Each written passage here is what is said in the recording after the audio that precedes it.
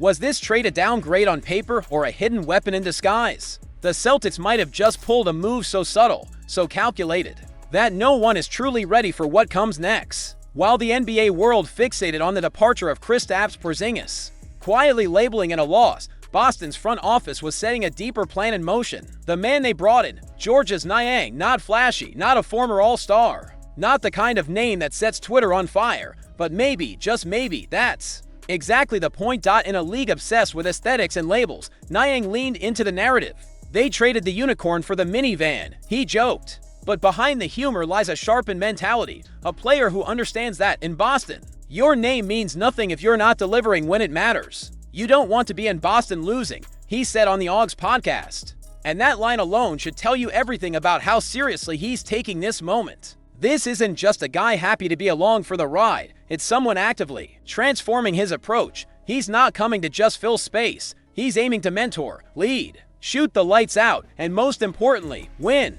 That kind of language isn't lip service, especially coming from a veteran entering his 10th season. One who has seen the chaos of Philly's locker room and the cold indifference of trades. Georges Niang knows what bad culture looks like now. He's stepping into the crucible of greatness, and here's what nobody's talking about.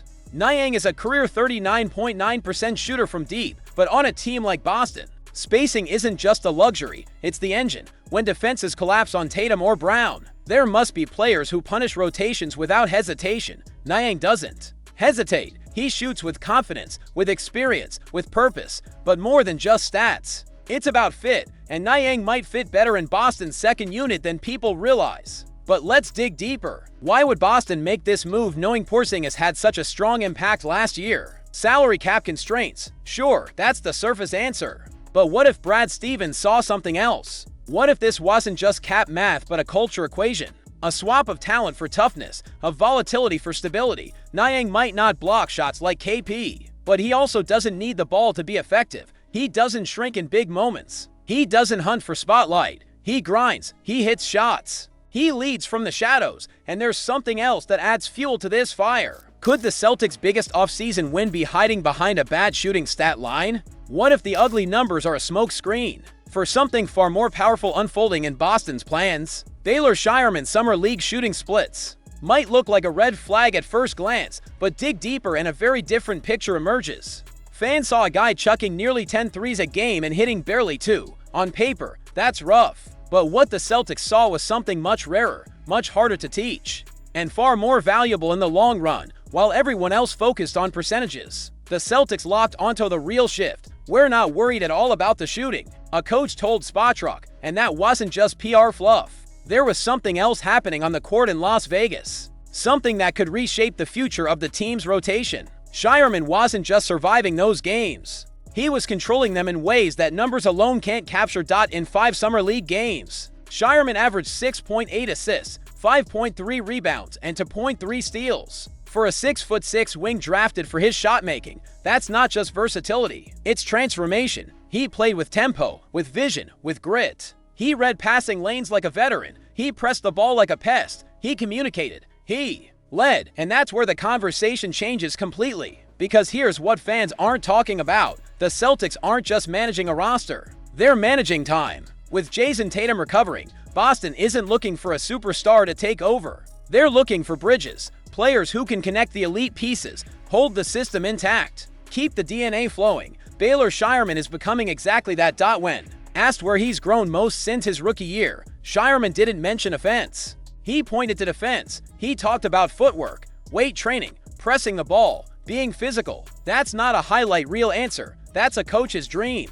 That's a young player choosing to evolve instead of complain. And in a league where young shooters often crumble without their shot falling, that speaks volumes. He's not trying to be a hero. He's trying to be irreplaceable. The Celtics staff didn't flinch watching his shot misfire because they saw something else. They saw a player willing to take self-created shots in uncomfortable situations. That matters. Because in the NBA, growth lives in discomfort. And in Vegas, Shireman lived in it. He didn't hide behind the system. He didn't wait for clean looks. He tested his limits. And that could unlock a whole new level when he slides back into a more defined, less pressured role alongside Boston stars. And there's something dangerous brewing here. Shireman isn't being molded into a specialist. He's being trained as a connector. Defense, rebounding, playmaking, anticipation, toughness.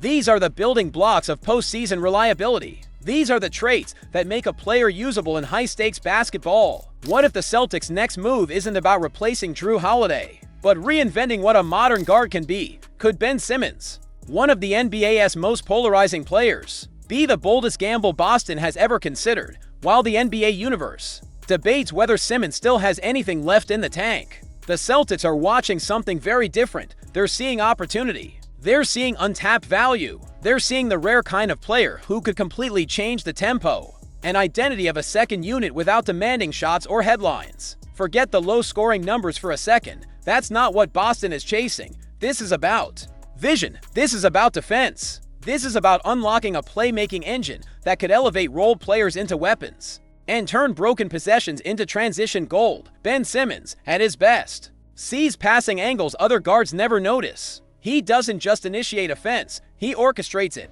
And Boston's current roster, stacked with movement shooters and high IQ cutters, might be the perfect ecosystem for him to thrive. Not as a savior, not as a superstar, but as a system enhancer. And here's the twist nobody is talking about.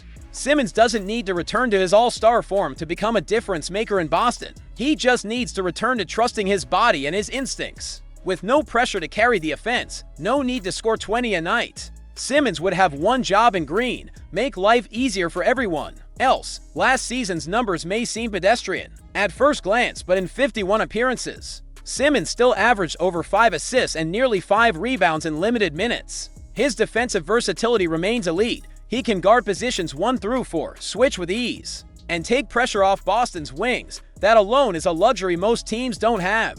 After the departure of Jrue Holiday, this team isn't searching for a carbon copy. They're rebalancing. They're crafting a roster that doesn't lean on one guard doing everything. They're building multiple layers of responsibility, and Simmons could be a massive piece in that blueprint. The timing is even more intriguing. According to ESPN's Brian Windhorst, Simmons is expected to choose his next team within a week. The Celtics are not just on the list. They're in the room, competing with contenders like the Suns and the Knicks. Boston's pitch won't be based on money or market. It'll be about purpose. What if the Celtics just found a hidden gem who could solve their biggest question mark, and now they risk losing him because of a technicality? Could Charles Bassey be the answer hiding in plain sight while the spotlight stays fixed on Boston's stars and offseason rumors? Something massive just happened in the shadows. Charles Bassey walked into Summer League as an afterthought, a late addition with zero expectations. He walked out as a potential game changer. The numbers alone sound unreal. In just 3 games, Bassey averaged over 15 points, 11 rebounds, and 2 blocks while shooting above 70% from the floor. And it wasn't empty stat chasing. It was control, it was presence, it was impact. So here's the million-dollar question Celtics fans should be asking. If Bassey looked that dominant in Vegas, why isn't he already locked into a roster spot? The answer is where things get complicated and where the tension begins to rise. When asked about Bassey, a Celtics executive gave a chillingly honest answer. No idea if we'll have roster space for him or not, he told Spotrac. Not because they doubt his game, not because they don't want him, but because of one brutal truth: cap flexibility. The Celtics are operating in one of the most complex financial climates the NBA has ever seen. They are contenders trying to stay elite, pay their stars, keep their core, and still find room for essential role players. In a perfect world, Bassey would have a contract before his jersey even hit the laundry, but this isn't a perfect world. This is a championship chase built on razor-thin margins, and yet, there's something even more fascinating at play. Bassey didn't just prove he belongs. He showed signs that he could push for something bigger. With uncertainty surrounding Al Horford's minutes and Kristaps Porzingis' health, Boston's center rotation is far from settled. Neemias Queta has promise. Luka Garza has grit. But Bassey brings something different. He brings certainty. He protects the rim. He finishes with force. He knows how to rebound in traffic and anchor a second unit without disrupting offensive rhythm. And here's what no one's admitting. Bassey wasn't a one-hit Summer League wonder. Before his injury in San Antonio, he was quietly putting up efficient physical performances every time he touched the court. He doesn't need touches to dominate. He doesn't need a system built around him. He just does the dirty work, and he does it with violence.